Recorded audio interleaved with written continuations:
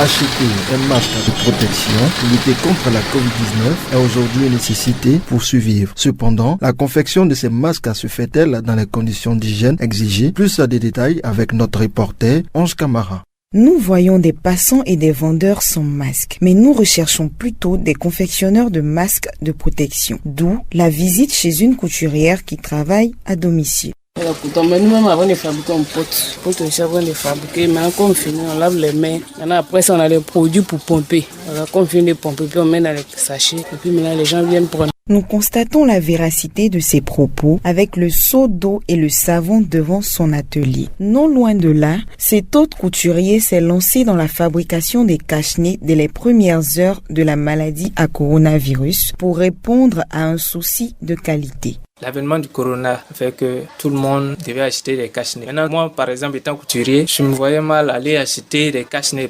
Ce qu'on nous présentait là, voyez que c'était fait. Quand tu parles, directement, celui qui est en face de toi là peut recevoir la salive. Donc, avec les tissus, on a essayé un truc. Vous voyez, les gens appréciaient. Donc, on a essayé de mettre ça sur le marché. Qu'en est-il des mesures d'hygiène? Bien avant d'utiliser, avant de commercialiser, quand on arrive, on a notre pot de gel, on nettoie la main un peu, on commence à utiliser les tissus. Il y a un collant qu'on met dedans. Si pour ce couturier, la qualité est primordiale, les vendeuses, quant à elles, accordent peu d'importance au respect des règles d'hygiène. À propos des cache-nez, quand on va acheter en gros, on ne nous demande pas de laver les mains ou soit de prendre des gels. Certaines vendeuses font l'effort de les respecter. C'est le cas de ces vendeuses qui disent mettre du gel à chaque vente pour ne pas transmettre et contracter le virus. Notre client aussi n'essaye pas. Du moment qu'il essaie, c'est comme s'il utilisait le produit. Donc on ne peut plus vendre ce qui a été déjà essayé. Soit tu achètes, tu prends toi-même, tu essayes. Si ça va avec toi, c'est ça. Si ça ne va pas aussi, ça dépend de toi. Quand ils viennent acheter, je mets du gel avant de vendre. Et quand ils veulent essayer avant d'acheter, je n'accepte pas parce que ça, c'est transmettre la maladie.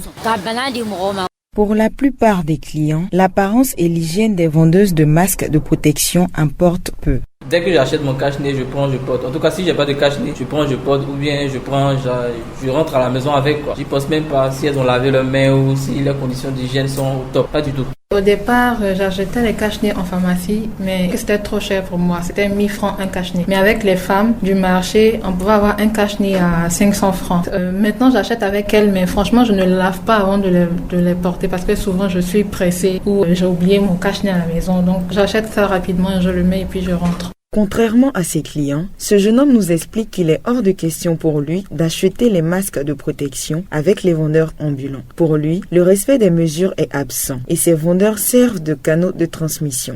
Je constate qu'elles sont pas propres. On voit qu'elles transpirent et tout ça. Et puis bon, elles-mêmes ne portent pas les cache-nez. Donc du coup, pourquoi acheter avec elles? Acheter avec elles, c'est comme me livrer en fait au coronavirus. Donc du coup, je préfère acheter mes cache-nez à la pharmacie. À Abobo Dokui, Carrefour Azur, tous les cache-nez sont dans un même sachet et sont servis à la demande sans protection.